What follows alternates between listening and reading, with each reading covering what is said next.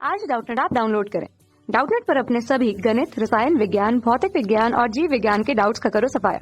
बस प्रश्न की फोटो खींचो, एक ही प्रश्न को क्रॉप करो और तुरंत वीडियो सोल्यूशन पाओ। अभी डाउनलोड करें।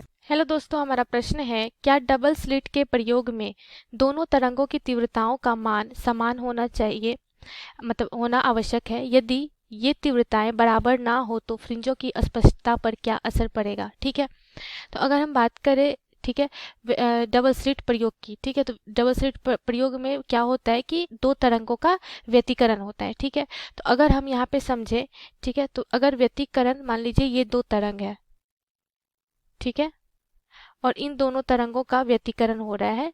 दो तरंगों का व्यतिकरण होने की जो शर्त होती है वो ये होती है कि दोनों तरंगों का जो आवृत्ति होनी चाहिए वो क्या होनी चाहिए, समान होनी चाहिए। ठीक है, और दोनों तरंग एक ही दिशा में संचरित होना चाहिए, ये शर्त होती है व्यतिकरण के लिए। ठीक है, तो यहाँ पे जो तीव्रता है उसका कोई मतलब नहीं होता है व्यतिकरण से। ठीक है, मतलब डबल स्लिट प्रयोग में, क्योंकि व्यतिकरण की घटना ही होती है डबल स्लिट के प्रयोग में। तो मान लीजिए ये दो तरंग है, ठीक है, इसकी तीव्रता I1 है और इसकी तीव्रता I2 है, मतलब अलग अलग है।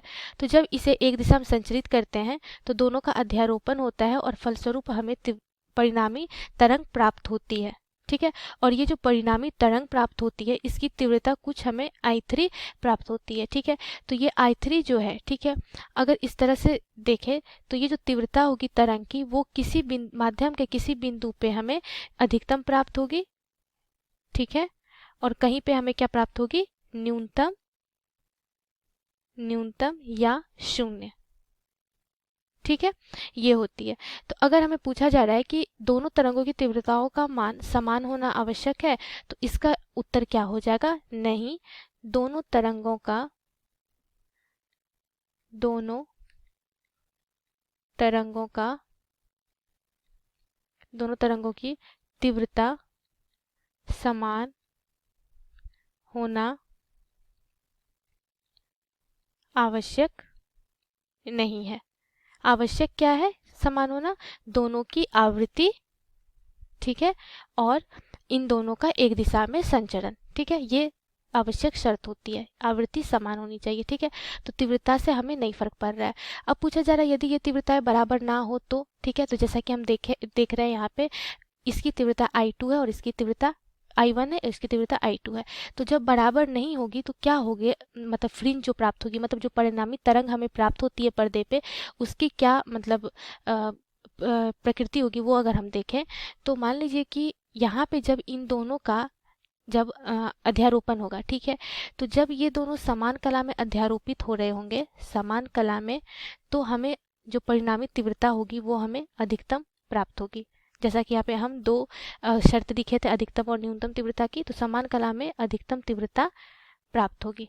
ठीक है, समान कला का क्या मतलब है, श्रिंग के साथ श्रिंग का अध्यारोपण हो और गर्त के साथ गर्त का अध्यारोपण हो, इसका अर्थ होता है समान कला। तो हमें तीव्रता जो मिलेगी वो अधिकतम तीव्रता प्राप्त होगी उस बिंदु पे। ठीक है, तो इस प्रकार की जो व्यतिकरण होती है इसे हम समपोषी व्यतिकरण कहते हैं। ठीक है, अब बात करते हैं न्यूनतम तीव्रता या शून्य तीव्रता की। तो जब दोनों तरंगे विपरीत कला में अध्यारोपित होंगे, विपरीत कला में इंटरफेयर करेंगे, एक दूसरे से व्यतिकरण करेंगे, तो इसकी तीव्रता जो होगी वो क्या होगी, शून्य होगी या न्यूनतम होगी।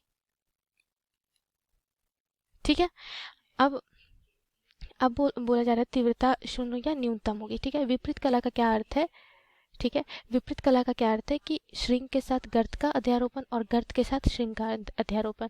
तो इस प्रकार की जो ये व्यतिकरण होती है इसे हम लोग विनाशी व्यतिकरण कहते हैं। ठीक है, डिस्ट्रक्टिव इंटरफेरेंस, विनाशी व्यतिकरण। तो अगर हम अब देखें, ठीक है, कि इनका तीव्रता जो है क्या बोला जा रहा है, ये तीव्रताएं बराबर ना हो तो इसमें क्या होगा कि जब तीव्रता अगर बराबर ना हो, ठीक है, अगर तीव्रता, दोनों तरंगों की तीव्रता, दोनों तरंगों की तीव्रता बराबर ना हो तो क्या होगा, जब इनका विनाशी व्यतिकरण होगा, विनाशी व्यतिकरण, तो इस केस में क्या होगा, जब तीव्रता समान बराबर नहीं होगी तो तीव्रता न्यूनतम ना मिलके हमें क्या प्राप्त होगी, शून्य प्राप्त होगी। ठीक है, क्या प्राप्त होगी, शून्य प्राप्त होगी।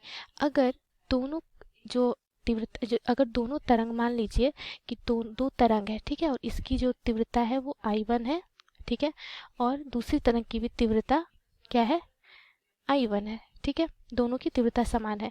तो जब समान कला में ये दोनों अध्यारोपित होंगे, ठीक है, तो परिणामी तीव्रता जो होगी, तो अगर समपोषी व्यतिकरण हो रहा है तो वो तो अधिकतम हमें प्राप्त होगी ही।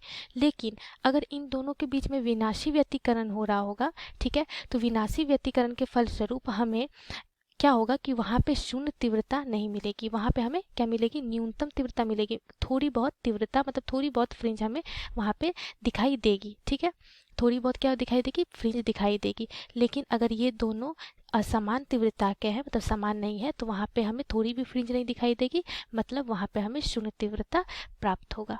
ठीक है, तो यही क्या होता है, मतलब यही फर्क पड़ता है तीव्रताओं का व्यतिकरण फ्रिंज पे। ठीक है, तो प्रश्न में हमें पूछा जा रहा था कि यदि ये तीव्रताएं बराबर ना हो तो फ्रिंजों की स्पष्टता पर क्या असर पड़ेगा। तो अगर नहीं पड़ेगा तो उससे हमें जो फ्रिंज होगी वो स्पष्ट रूप से नजर नहीं आएगी, मतलब वहाँ पे तीव्रता शून्य होगा अगर वह विनाशी व्यतिकरण करेगा तब। ठीक है, धन्यवाद। कक्षा 6वीं से 12वीं से लेकर नीट, IIT, JEE वो एडवांस के लेवल तक 1 करोड़ से ज्यादा छात्रों का भरोसा। आज ही डाउनलोड करें डाउटनेट ऐप या व्हाट्सएप करें अपने सारे डाउट्स 8400 400 400 पर।